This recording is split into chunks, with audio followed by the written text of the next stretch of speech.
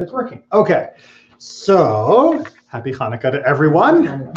Ironically, we're not studying about the halacha of Hanukkah, but that doesn't mean that we still shouldn't celebrate our freedom that Hanukkah earned for us by studying the things that were denied to them, being able to study and practice our Judaism openly and publicly and proudly. So, in that spirit, we'll do something of a totally different topic, but it's still the same idea. So we are continuing in Eduyot, and we are on chapter 1, Mishnah 9 tonight is where we're picking it up. And picking it up in chapter 9, we're talking about Maser Sheni, the second tithe. Tithing is one of the most complicated aspects of Jewish law, and one that we're not going to go into too much detail more than necessary, because otherwise, without all of the paper in front of you to watch how the math works of this percent and that percent and all of that, it gets hard to hold all of that in your head. However, what you should know is that this tithe, the second tithe, the Sheni, was a tithe that you were supposed to take from your produce and take that to Jerusalem and eat there. Right? So let's say you're an orange grower. Right? So you're going to take this percent of your oranges, and you're going to take your oranges that you now grew, and you're going to go to Jerusalem, and you have to eat them in Jerusalem. Now, there's a problem, which is, let's say you've got a huge orange field, and you've grown really, really well this year, and hey, that's wonderful, thank you, God. I can't carry this many oranges. That's right. Right? So what do? You convert it into something called cash. And then when you get to Jerusalem, you buy something there, and then you eat that in Jerusalem, right? So you're able to you're able to transfer the sanctity of the tithe to a coin, to your cash, and then transfer that sanctity further to the food that you're going to buy with that coin when you get there. Now, here's where it gets tricky and why they're going to be arguing in our Mishnah, which is you're transferring the sanctity to the coin, but you can't transfer that sanctity to other coins, silver coins, easily. That's going to be the issue, is that the money is not like cash in a modern American system. In a modern American system, if I've got a dollar bill and I give Richard a dollar bill and he gives me a dollar bill, we're fine, right? Even though I gave him my piece of paper and he gave me his piece of paper, nothing happened. I still have the same amount of money. He has the same amount of money.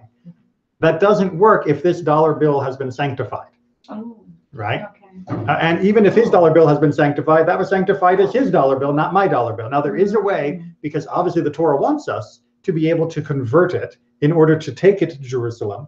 But we're going to get into the question of how do you make change out of holiness? Right? It's like if I've got $100 worth of holiness, how do I break the bill? How do I spend only $50 of holiness? Right? How do I break it down into usable pieces? And how do I make it into the traveling piece to take with me? So, got the idea? Yeah, but I wouldn't have thought that the holiness would transfer to the money. That's a whole new concept.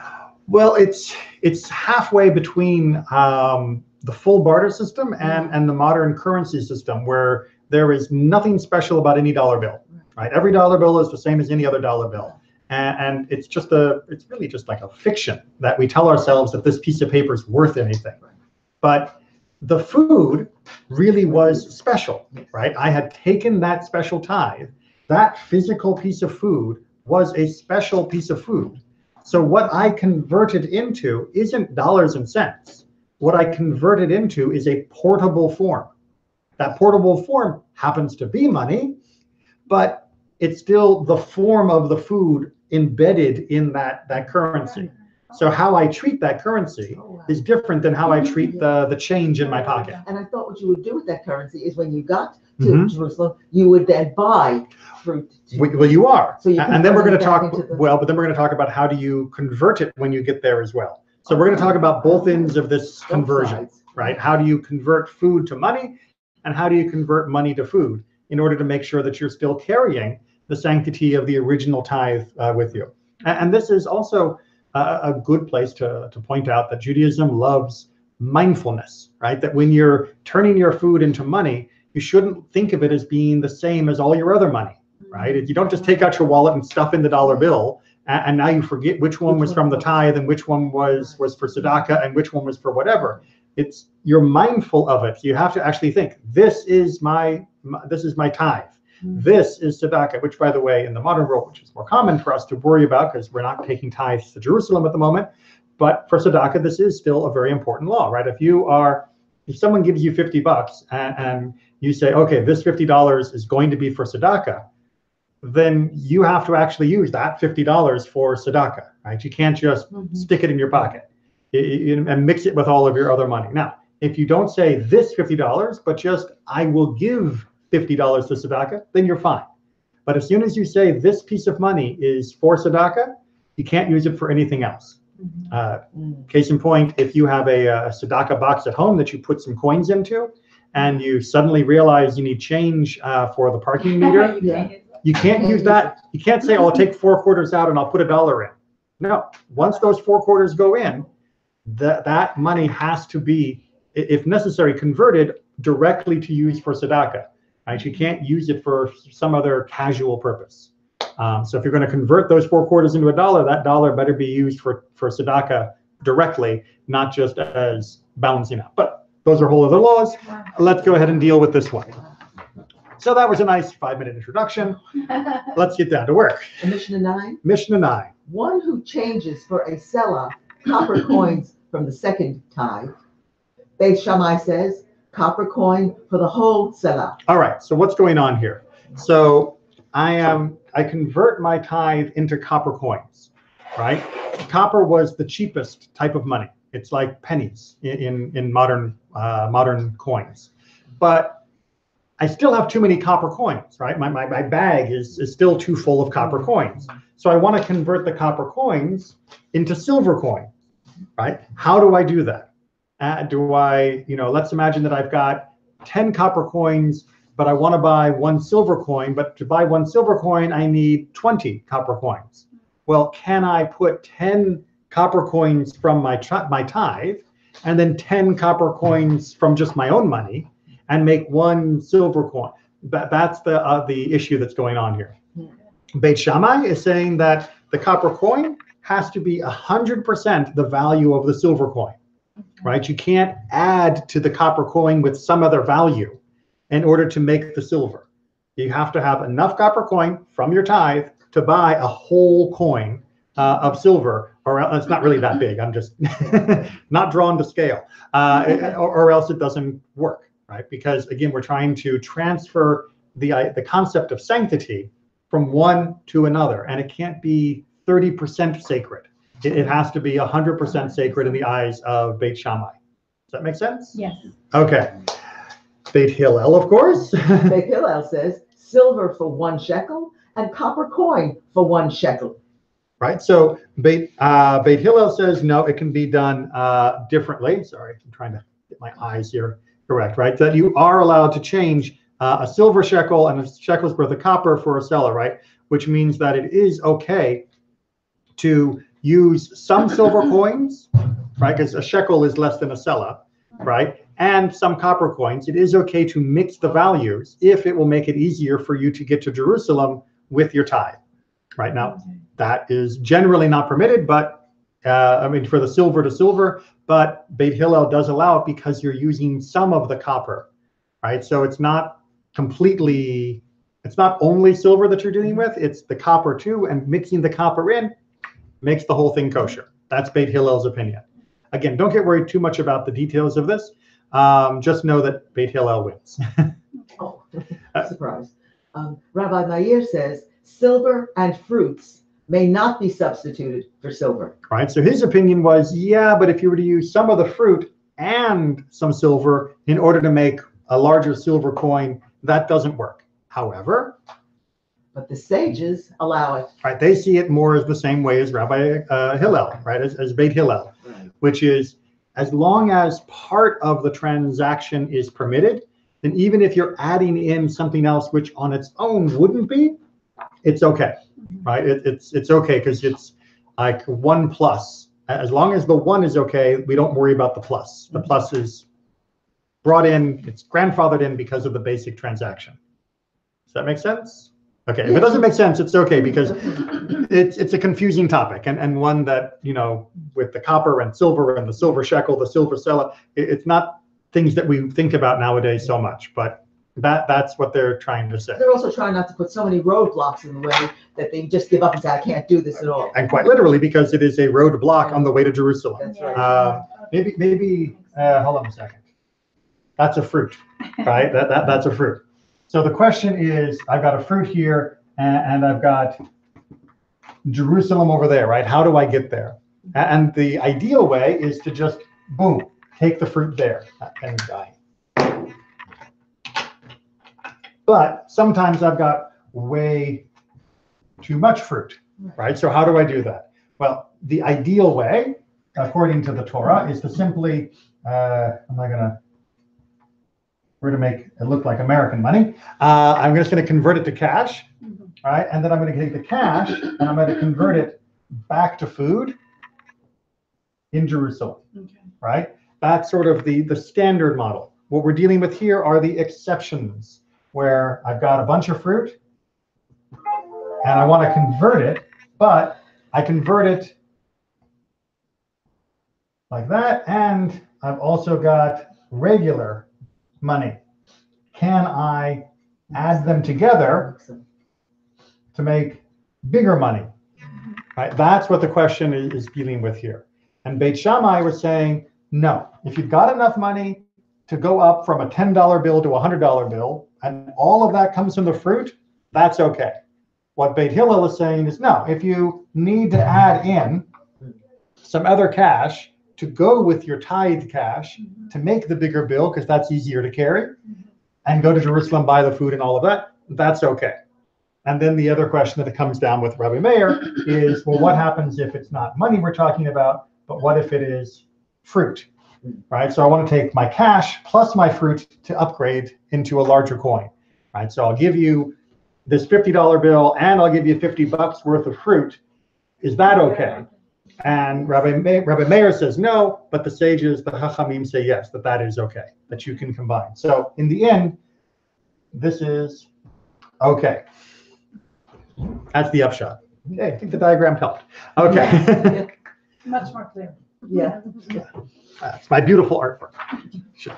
Frame it. All right, so now we move on to Mishnah 10. One who exchanges a selah from second tithe in Jerusalem. All right, so now we're going, I've already got my selah. What happens on this end? Right, I've got my big coin. Now I want to cash it in when I reach Jerusalem, because, I can't eat the money. I need to buy something with it. So how do I cash it in? Everyone got that idea? Yeah. Okay. Beit Shammai says, copper coin for the whole selah. Right, so again, we've got the same issue of, I've got my big coin, I want to convert it to something to buy food, because no one's going to break $1,000. I'm not going to buy one watermelon for $1,000. I need to be able to convert it to something smaller. Can I convert it to something middle and convert it to something that's usable to buy the food? Beit Shammai says, you got to make it all small change, right? You got to go all the way to copper, because we don't do this whole silver conversion thing. All the way to copper, and then when you get down to copper, you can buy what you want and eat it. That's Beit Shammai's opinion, which is exactly the same as he was before, which is no mixing, right? It goes food, copper, silver, silver, copper, food, right? That's it. No other fiddling, right? Beit Hillel, on the other hand. Beit Hillel says silver for 1 shekel and copper coin for 1 shekel. Right, so he's saying you can actually break it down the same way that we talked about before. If you need to break it, and some of it goes into non-immediately usable copper coins, you can do that, right? Even though it's going to go into a silver currency, which we generally don't do, it is okay in this case, in order, as we talked about, to make this whole transaction easier. It's also practical, right? Imagine if everybody who gets to Jerusalem has these silver coins, and when they get to Jerusalem, they have to try and get copper coins. Well, the exchange rate for silver to copper is going to get totally out of whack, right? If everyone has to cash in their full traveler's checks, that's good. They're traveler's checks, right? If everyone has to travel, it's literally what they're doing, is cashing your traveler's checks. Do people still use traveler's checks? I don't think so. No, everyone's got credit cards now. Yeah. Sorry. If everyone had to cash in their traveler's checks right when they got there. The people come from England, they do. They do? Okay. Yeah. So there we go. Then those British people would be stuck, and the exchange rate for the traveler's checks for silver to copper would get out of balance, and then you wouldn't be able to buy as much, and you wouldn't really be using as much of the value as possible of the tithe in order to eat in Jerusalem. So Beit Hillel, very practical. And of course, as is their usual tendency, more lenient. Onward. So the disputants before the sages say, silver for 3 dinarim and copper coin for 1 dinar. Go ahead and read the next two parts. Rabbi Akiva says, silver for 3 dinarim and for the 4th silver, copper coin. And Rabbi Tarfon says, 4 aspers in silver. All right, so if you really want to get into it, you can look in the commentary, right? Because it gets into the math, and the math of their currency exchange was crazy, right? They had not invented the decimal system. Oh. So, you know, an asper is a 1/5 of a dinar, right? And that's like, okay, wait, well, what's a dinar into a sella or a shekel, and what's a shekel into shell? It gets, the math is really, really crazy. But what they're basically saying is that you can go a smaller and smaller and smaller a portion as needed. That it's not just, you know, 1 shekel, 1 shekel. You can break it down as finely as you need, as long as you are doing this in Jerusalem for the tithe and remembering what the sanctity is and what the value is. Now, Shammai, not Beit Shammai, right? Shammai is even stricter than Beit Shammai. Right? This is the granddaddy. Shammai says he must leave it in the shop and eat on the credit thereof. Right. So lest there be any confusion in the transfer of the exchange of what the value is and what the value of the tithe is, what you do is you go into your store, you give them your seller, your big silver coin, and you say, I'm going to be here all week, charge it against this. Right. So now you just open up an account, and that's your credit. And they never do an actual exchange. They just transfer it immediately straight into food, never into copper coins in the meantime. Food, yeah. Exactly. But they're not giving you all the food at once, because what are you going to do with it, right? They're giving you the food as you want it. So it's just, you open up a line of credit, an account. It's like a prepaid credit card at the particular shop. And the shop teacher owes you that much food for that time. That's kind of neat. It's kind of neat, but incredibly limiting, right? Because now you are stuck buying all your food from the one person holding your 1 coin. Right. So this kind of mitzvah have like a sanctity, like kedusha, but then it's not the high kedusha like. Right, it's not like bringing a sacrifice or something. Like sacrifice. Exactly, Yeah. right. So there is a sanctity to it, but it is not the same level of sanctity. It's Like it's like a korban or like a korban, a sacrifice, exactly, because you can transfer the sanctity from food to coin if you do it the proper way, right? Whereas, you know, a sacrifice doesn't work like that. Yeah. Right. Actually, you can add more money if you want, but You don't get to take it away, yeah. Yeah. But, you know, because like a sacrifice, if I say this cow is going to be a sacrifice in Jerusalem, has to be that one. it has to be this exact cow, not a cow that costs the same amount as this cow. It is this cow. He and I were walking to Jerusalem, right? And that's it. I can't replace it. Now, there are ways, in some cases, like if there's a blemish on it, I can redeem it, but there's always a penalty in that transaction, because that's to prevent people from, you know, swapping things around for their own benefit rather than properly being mindful of what it means to offer a sacrifice. But this, yes, there is a way to transfer, but the rabbis still don't want it to get out of hand. They're only arguing about what counts as out of hand. Where in this exchange rate thing do you forget that this is a mitzvah, and it just becomes about money laundering, and that's what they want to keep their eye on. Because I thought if you have a cow up north, you don't even want to bring it to the temple because it may get blemished on the way down. Which is make that money exchange. which is why you keep your mouth shut. And what you say is, I want to offer a sacrifice in Jerusalem, and you take your money, you go to Jerusalem, and you buy a cow locally. Yes. But as soon as you say this cow for a sacrifice, you're stuck. Right? Judaism tells us very often it's better to keep your mouth closed. right? Because once you say those words, you're on the hook, and that's a problem. So yeah, I wasn't telling you to keep your mouth shut, but to be careful with what we say, to not make promises we shouldn't make, to not make vows and oaths that we shouldn't have made. That Be very careful. be very, very careful, because your words actually matter. And if people treated their words as being important, the world would be a lot better off. Yes, but then I'm very lucky, because if I make a vow that I shouldn't, my husband can annul it and I'm not stuck with it. Only on the first day. Remember, only on the first day when he first hears about it, right? He doesn't get to say, that vow you made last week, I've been thinking about it. Nope. And here I thought I was home free. Yeah. Wow. And plus, of property that is yours rather than property that is his, you are allowed to make a vow. So if you have like a family heirloom or something that is yours, and you say, I dedicate this necklace to the temple, he doesn't get to say no. As long as it doesn't belong to him by, as part of the marriage arrangement that your property remained your property or that kind of thing, then yeah, it's still yours to do with as you please. It's only family property or your own time, which is family time. Like if you're going to say, I vow that I'm going to, donate the next 6 months of my life to making wicks for the temple. Your husband's like, whoa, next 6 months? Hello? That's the harvest season. Who's going to help me out in the field? And that's where he's allowed to countermount that kind of vow. Well, could. Yeah. Maybe he doesn't want you around. Ooh, Good riddance. Bring him home for Good 6 months. riddance. And he and says, you know what? Take a year. Yeah. All right. More on becoming. Eduyot 1:11. All right, we need another little introduction. Okay. That's what's wonderful, and what is also a little frustrating about Eduyot is a new topic every page. Yeah. So it's great because you learn all sorts of varieties of topics, and it's hard because there's so many different topics. Yeah, your mindset is already on one, and then you have And then to take over. change. Because remember, this whole section of the Mishnah is not about teaching you one set of laws. It's about teaching you sets of laws connected to certain rabbis, right? So it's connected to the person, not the topic. And that gives a whole different perspective, which is very important, but also very confusing, which is why this is the only section of the Mishnah that does this. Right? The rest of the Mishnah doesn't play this game. Sometimes it will say, as long as we're talking about Rabbi so-and-so, let me also mention.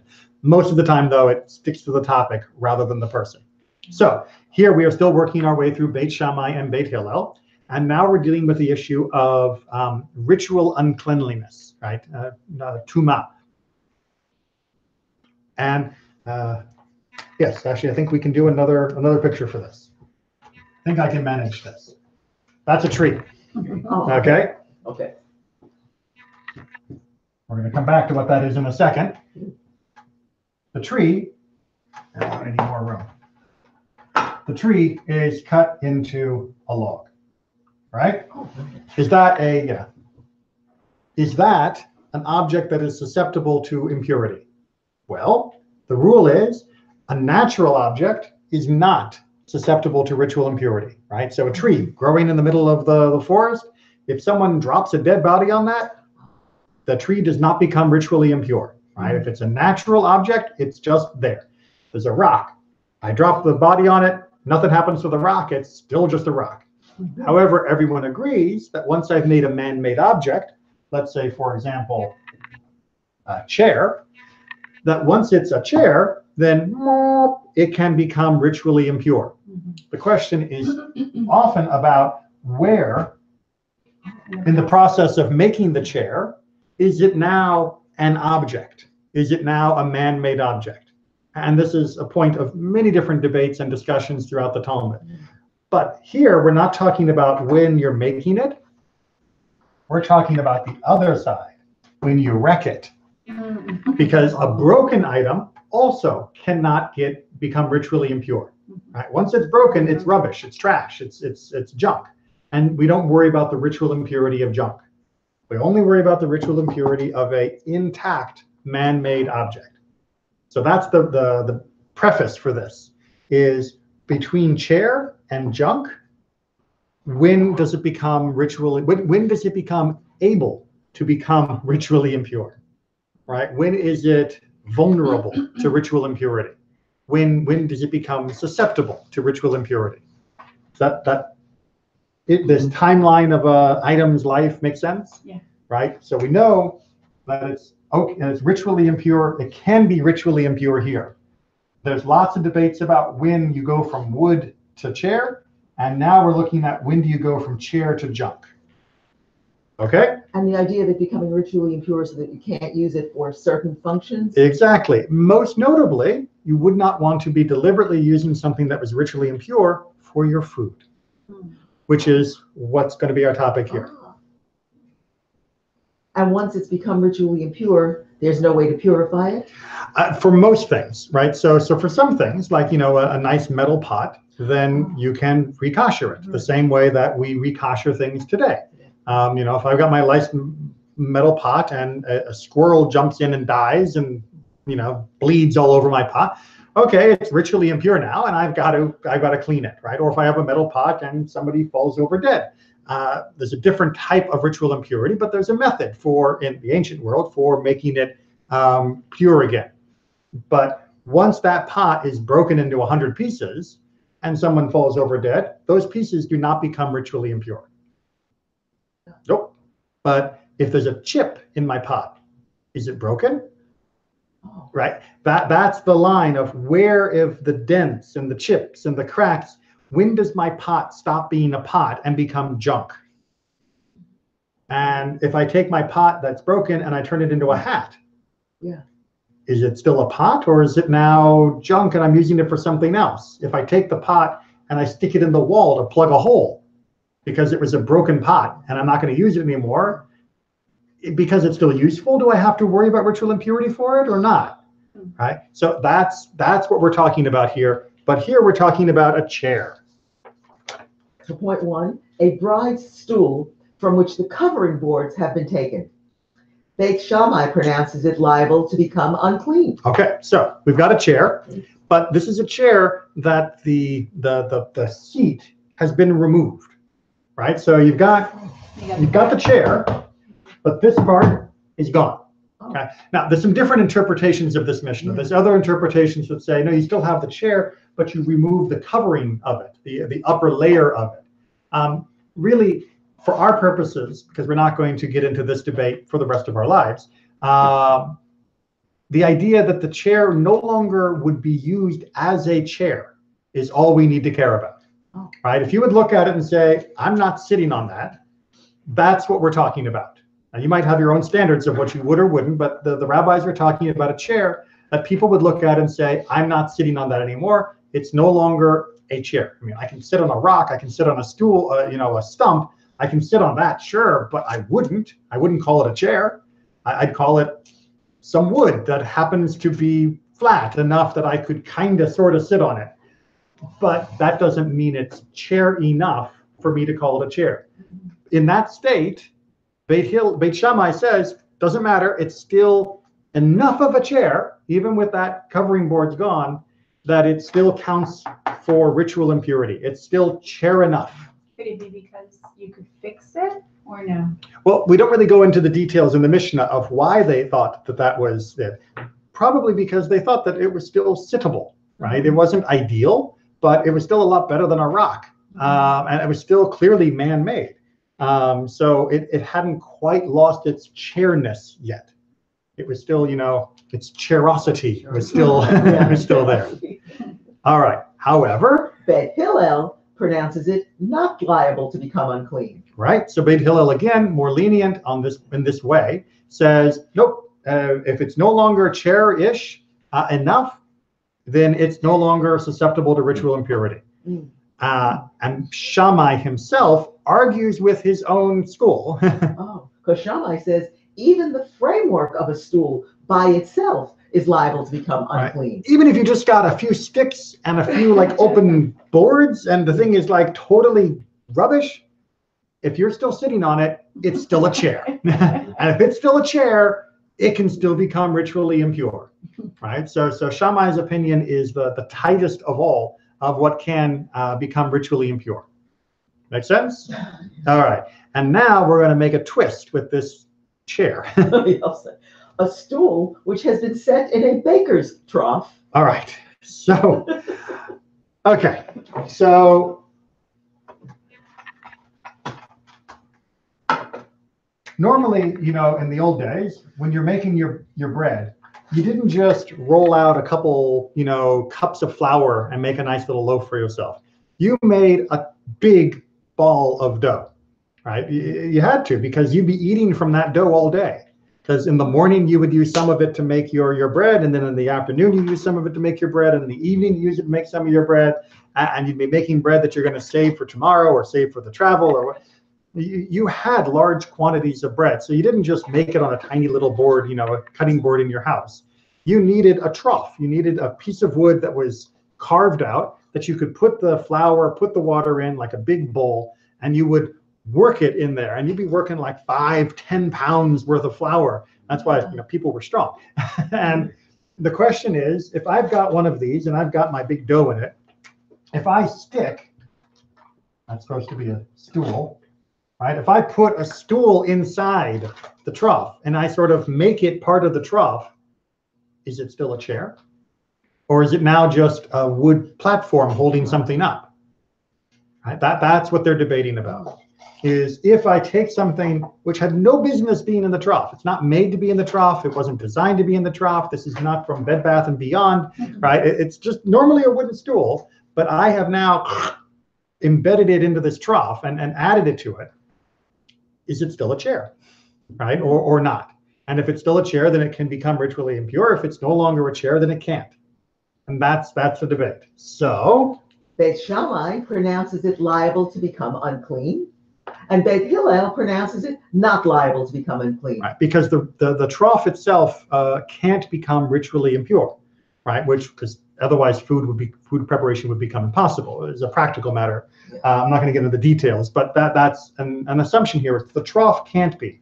So if it's just a chair sitting in the trough, then absolutely it can become ritually impure. Mm-hmm. If it's part of the trough, then it's no longer a chair, it's part of the trough, and troughs can't become impure.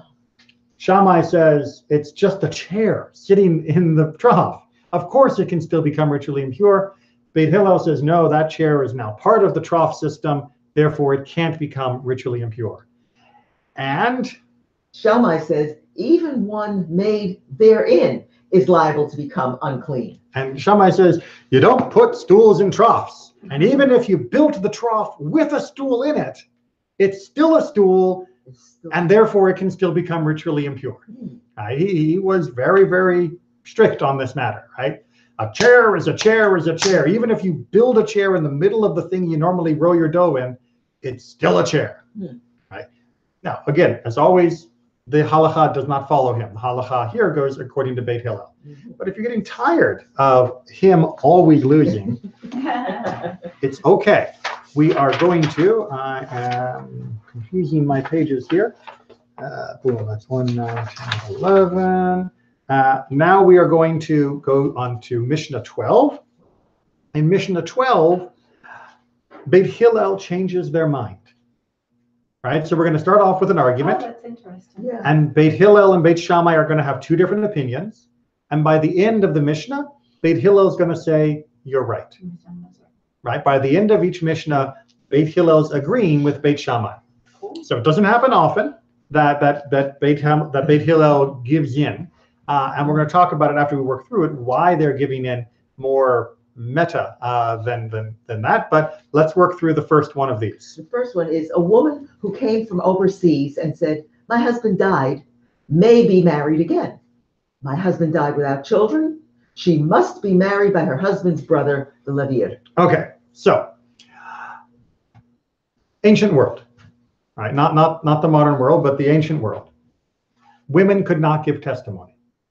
Oh. Now, women couldn't give testimony primarily because women were subject to pressures and coercions that men often were not, right? If her husband tells her to lie, if the man who holds the land upon which she lives tells her to lie, then how is she supposed to be independent enough to be able to be free to tell the truth, right? So her testimony was always considered invalid. But you end up with certain problems with that.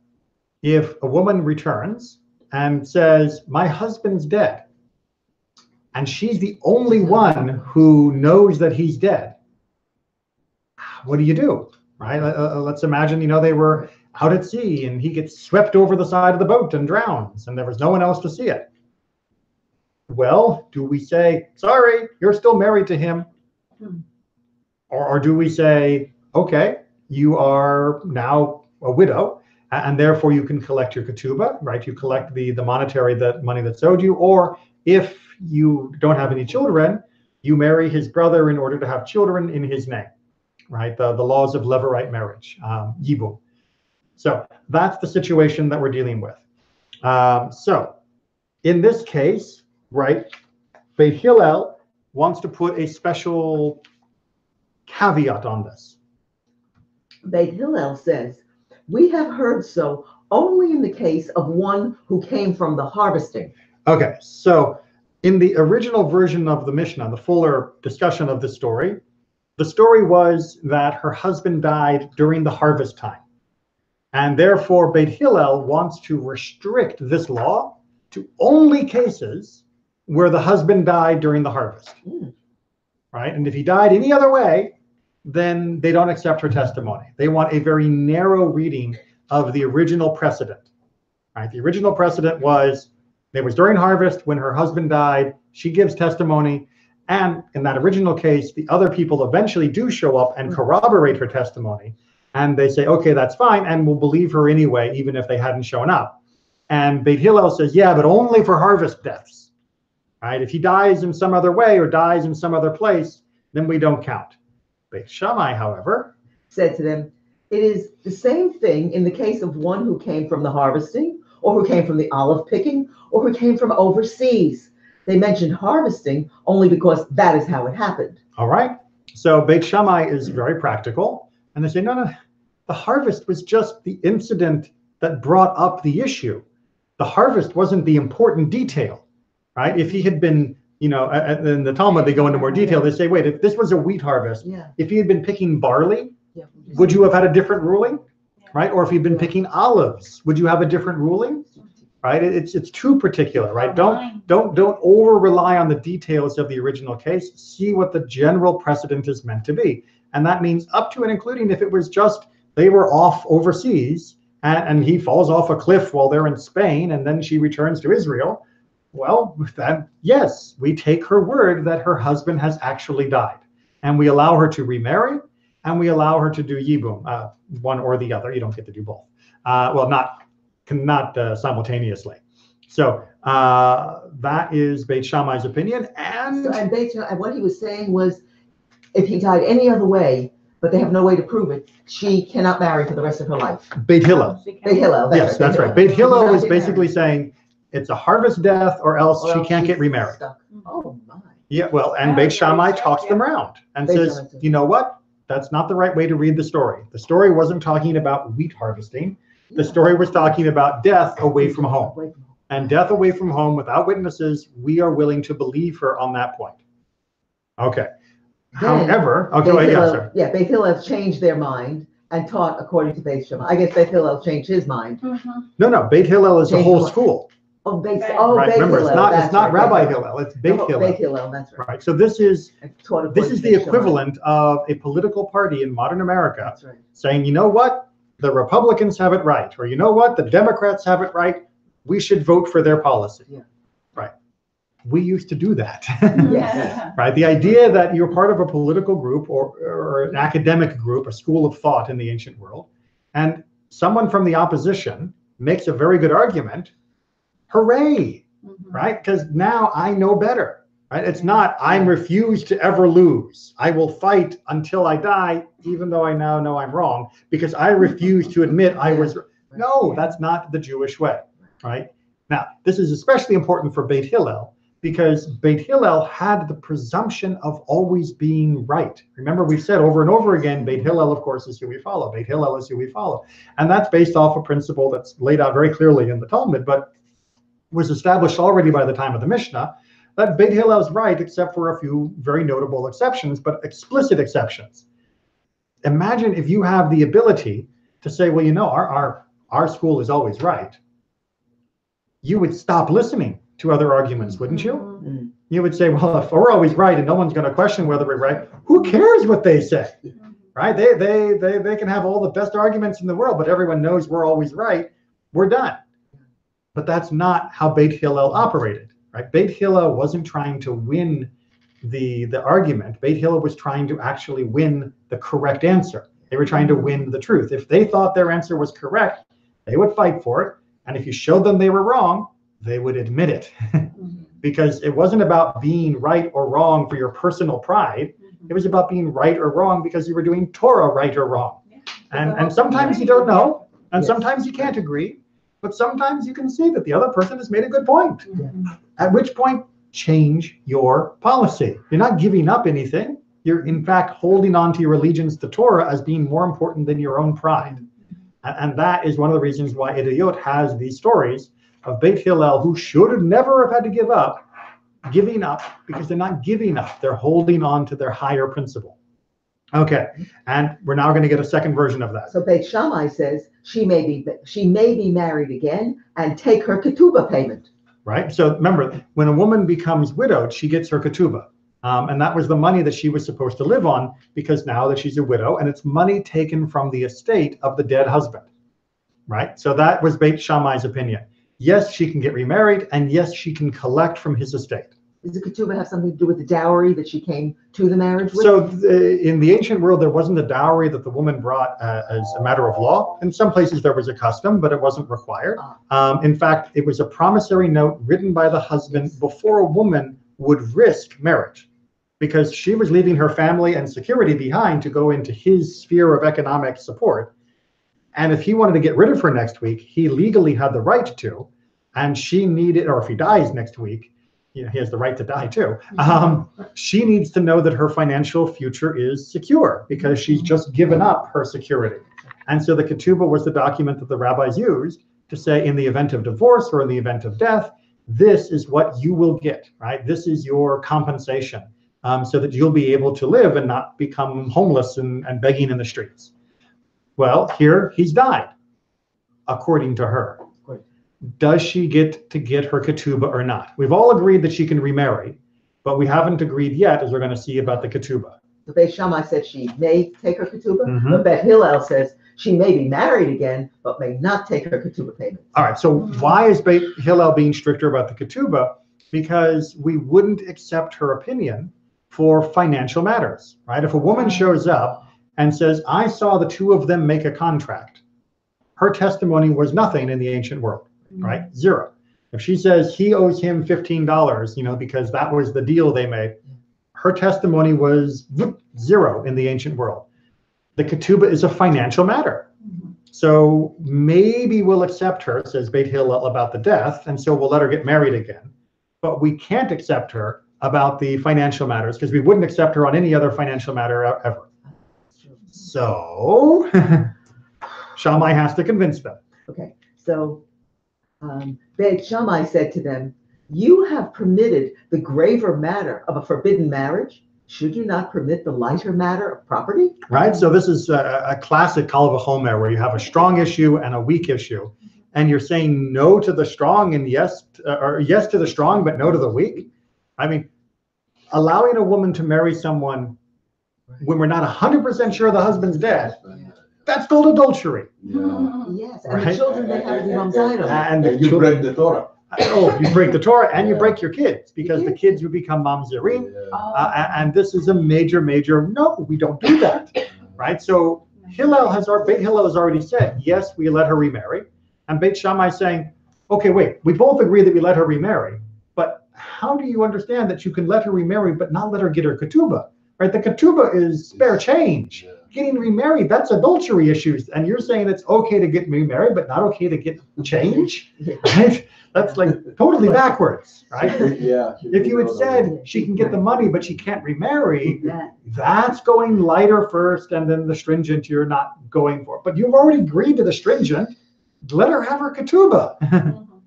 But Hillel pushes back. Hillel said to them, we have found that brothers do not inherit on her statement. Everybody agrees, and this is where it gets really, really uncomfortable for the whole family. When she shows up and says, Bob fell over the railing and died in Spain, the brothers don't get to inherit. Right? They don't get to say, okay, well, he's dead, so that means we get his estate, because her testimony for inheritance is 0. It's not valuable at all. So Beit Hillel is saying, if the brothers can't inherit from his estate, why can she inherit from his estate through the ketubah? Right? If we're not going to let them inherit, how can we let her inherit? It's a good point. Yeah. However, Beit Shammai has an answer. Beit Shammai said to them, don't we infer it from her marriage document in which he writes to her that if you be married to another, you shall take what is written for you. All right, so in the language of the ketubah, it's a very interesting phrase that Beit Shammai is relying on here that says, if you're married to someone else, then you get to collect. And they're basically saying, so see, that means that she does have the permission to collect because she's getting married to someone else. And since you've already permitted her to marry someone else, that means she gets permission to collect. Right? We're not collecting because this is part of the inheritance, because that we can't do on her testimony. But the ketubah itself, as a promissory note, has a special escape clause that says if she's marrying someone else, then of course she must be allowed to get her ketubah. And since we've accepted that she can get married, then because of the ketubah, not because of inheritance law, but because of the ketubah writing, then she is allowed to inherit. So we had to go the long route, but she gets paid. Make sense? It makes sense to Beit Hillel too, Yep. because they changed their minds and taught according to the opinion of Beit Shammai. All right. We have another victory for reason. Well, for I was going to say for reason and good debate over pride and stubbornness. Okay. Another argument of a similar type. But here we're going to deal with an issue that is always awkward, the issue of slavery. Right? So in the ancient world, slavery existed. It existed everywhere. Now, in general, this slavery was not like the American experience, where, you know, with the experience of the Africans who were taken and who were brought over as cargo, not even as human beings. Now, slaves were not always treated well, but they did have certain rights, and there were certain limits on what could and couldn't be done with them. And the issue here is of the issue of somebody who is half a slave. All right, now, how does that work? How does someone become half a slave? So there's a couple different ways this can happen. So one is you can have, try drawing a picture for this because it gets a little weird. Yeah, I'm not an artist.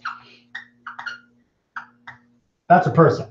Let's try and make his head a little bit rounder so it doesn't look like he's ill. Okay, so that's a guy, and he's a slave. Right? I'm going to make 2 people over here. And you got 2 guys, right? We got Frank and we got Sam. And Frank and Sam both have a farm. And Frank and Sam are not rich, but they each know that if they had an additional servant, that it would make their farms much, much better off. So Frank and Sam go together and they buy a slave. Right? So they're partners. Just like if you had Frank and Sam buy a tractor, or Frank and Sam buy more fertilizer. They are buying a product, and they will share that product, you know, equally as partners, and that means they each own half of the product. Mm-hmm. Got this? Yeah. But this isn't just a product, because this is also a human being, and as such, the Mishnah says that is their choice of whether they want to free this person. So let's imagine that Sam decides that he wants to free the slave. That part is now free because he has freed his portion of the person. And this part is still a slave because Frank has not freed his portion. So now you have somebody who is half a slave or half free. Or let's imagine that this person was a slave because they had run out of money and they needed to sell themselves into slavery. And after they sold themselves into slavery, a family member shows up and says, well, how much does it cost to redeem him, right? And you say $100. And they say, well, I don't have $100, but I have $50. So I will redeem half of him, right? So he is now half free and half a slave because half of him has been redeemed. Then when they get the other $50, he'll be 100% free. But the question is, in the meantime, when he's half a slave and half free, what do we do with him? Right? Do we order his left side and not order his right side? Does he sleep half in the house and half outside? How do we handle someone who is in this unusual legal category? Okay, that's where we start. Whoever is half a slave and half a free man should work 1 day for his master and 1 day for himself, according to Beit Hillel. All right, so Beit Hillel takes the logical opinion, right? Very, very straightforward, which is you're half a slave, half free. So on Mondays, you're free. On Tuesdays, you're a slave. On Wednesdays, you're free. And just keep going back and forth, right? It would obviously change every week because there are odd number of days in the week, but it would just keep going back and forth, free slave, free slave, free slave. And that way you get an equal amount of time for yourself and an equal amount of time for the master. The guy who still owns half of you doesn't get ripped off, and he's still getting half the value from you that he expects when he purchased you. And you still get half of your own time that is yours because you are half free. Make sense? Not according to Beit Shammai.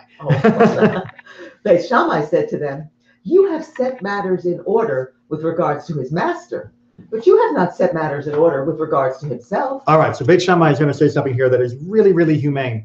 But I want to make sure we understand what he's saying first. He's saying, sure, for Frank, that's a great deal because he still is protected in his investment. Right? His share of the slave is still doing as much work as he used to do because he used to trade back and forth with Sam anyway. And so he's still getting exactly what he paid for, and that makes sense. Or if it was the redemption issue, he's still getting half of the amount of value from this person that he expected. That seems fair. His investment is protected. You know, FDIC insured slavery. But says Beit Shammai, what about the free side of the person? The free side of the person is not getting half of what they should expect. They're getting less than what a free person would expect to get, right? Then they're not really free on Tuesday, right? If they were a slave on Monday and they were a slave on Wednesday, can we really say they're free on Tuesday? Right? Because here's the kicker. Here's the real question. Because I mean, even in general, we can begin to imagine if I'm free on Tuesday, does that mean I get to move city? Right? Does that mean I get to go out on a vacation? I mean, I got to be back tomorrow to be enslaved again. So am I really free on my opposite days? But there's even a bigger, more dignity of humanity point that Beit Shammai is coming to. He is not able to marry a slave woman, right? Nor is he able to marry a woman who's free. Right, because he's not 100% free, so he can't marry someone who's free. And he's not 100% a slave, so he can't marry somebody who's a slave. So therefore, this free man can't get married. Right? And if you can't get married, you're not free. Yeah, is he to refrain from marrying? Exactly. How can he? For is it not the case that the world was created in order for people to be fruitful and multiply? For it is said, he did not create it to be a waste, but formed it for inhabitation. That's from Isaiah. But for the rightful ordering of the world, his master is compelled to make him free, and he writes out a bond for half his value. All right, so what does Beit Shammai say? Beit Shammai says, look, God didn't create humans to be slaves. God created us to be fruitful and multiply. Now, yes, some slaves, that can be accomplished within slavery. Still not ideal, but that's something.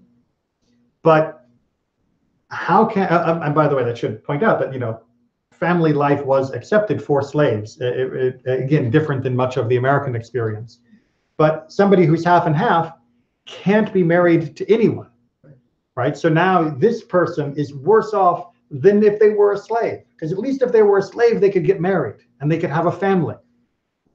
This guy can't, because there's no way for him to marry someone because he's half and half. And so therefore you are denying him a basic right of humanity that even slaves would normally be able to experience, which is to be able to have children and have a family. So what is Beit Shammai's solution? Simple. The guy who currently owns the enslaved half should free him, but because we can't let him lose his value, the free man now owes him that amount of money, right? So he's got a credit card debt to him, right? So rather than working off the amount, he says, all right, so I paid the $50 to redeem this half, and I owe you $50 for this half, but all of me is free. And that was Beit Shammai's solution, right? To make the person 100% free, but still in debt. And yeah, debt's not great, but we do still have to protect the guy who had owned it, right? His investment, exactly. And Beit Hillel changed their minds and taught according to the opinion of Beit Shammai. all right, and Beit Hillel came around and said, you know what? You make a good point.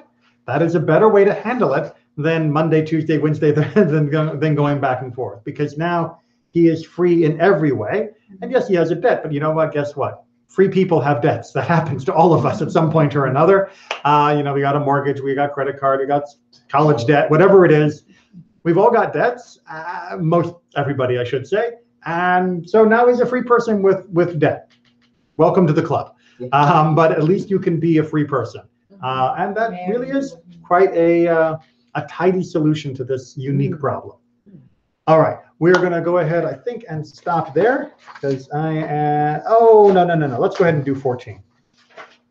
It's a little complicated, but we're going to push through it because I want to start chapter 2 next week clean, rather than one left over. And it's the same variety that we've been doing. All right, so quick summary of what we're talking about. Oh, I love all these different topics. Yeah. All right, so we've talked before about ritual impurity, right? Everybody understands ritual impurity. Remember we talked about the ohel impurity, the tent impurity, which is when you're inside a building and there's a dead body, then the dead body contaminates, not the right word, but it's the best English I got, everything else that's in the room. Okay, there are some exceptions to that the Torah talks about. One thing in particular that it talks about is if you have an earthenware pot, right? If you have a clay pot and the clay pot has a lid, right? So that it's closed, right? Then the stuff inside is okay, right? If the lid is open, then it becomes ritually impure. But if the lid is closed, then it's okay. That is the general rule. Let's get to the case at hand. A vessel of earthenware can protect everything in it from contracting impurity, according to Beit Hillel. All right, so that's the sort of general opinion that they've got. Beit Shammai says it protects only food and liquids and other vessels of earthenware. Right, so if you've got a copper pot in here, nope, the copper pot becomes ritually impure. Right, if you've got food, if you've got water, if you've got another clay pot, they're still okay, but the other things are not okay. And Beit Hillel says to them, why? So Beit Shammai says, because it is itself impure with respect to an ignoramus, and no impure vessel can screen against impurity. Okay. Wow. So, welcome to elitism. Oh. Right? Am haaretz, an ignoramus is the term that's, they don't actually, they didn't write. So, am haaretz is the term that's being used as ignoramus. Ignoramus is not the right term. Right, because ignoramus is a person of the earth. Well, literally, that's what am haaretz means, is a person of the soul, a person of the land. Yes. But what it actually means is a person who doesn't care about halacha, a person who doesn't care about the law. So they could be a brilliant professor, but if they don't care about Jewish law, they're still an am haaretz, right? And somebody could be dumb as a brick and not be able to do math, but and spelling or anything like that. They can't read and write, but if they care about the laws and they've memorized the laws well enough to follow them, they're not an am haaretz. So it's not about intelligence. It's about your devotion to the law and your understanding of the law. So what is being said here is Shammai is saying this is probably, again, different commentators disagree, but probably saying that everybody agrees that if you are a knowledgeable adherent to the law, if you are not an am haaretz, that what Beit Hillel said is fine. But if this is the pot of an am haaretz, then this is a problem, says Beit Shammai, because I'm not just worried about the body in the corner.